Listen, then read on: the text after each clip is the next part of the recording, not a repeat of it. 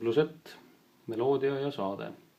Et nüüd see saate põhimõte on selles, et sul vasakus käes on põhitoon pluss tertsia septim.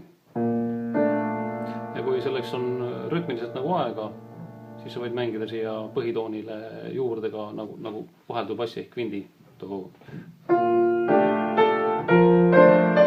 Põhitoon, kvint.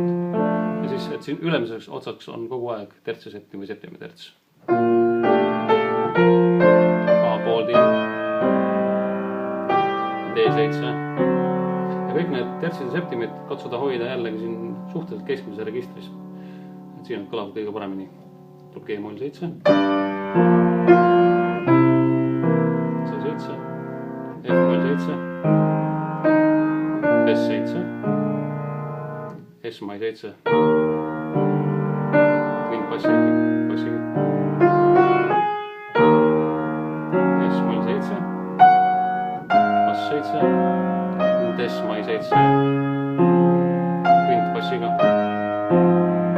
D-moll 7, G7, B-mai 7,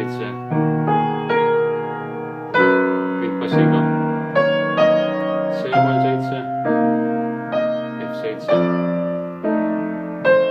D-moll 7, G7, C-moll 7 ja F7 ja mängi korvel.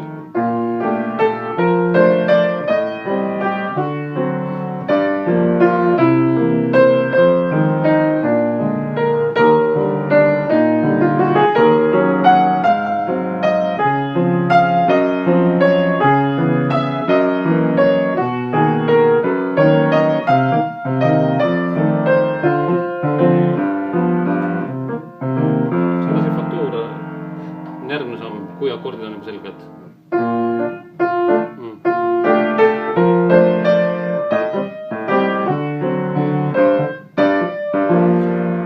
Võib-olla keerulis.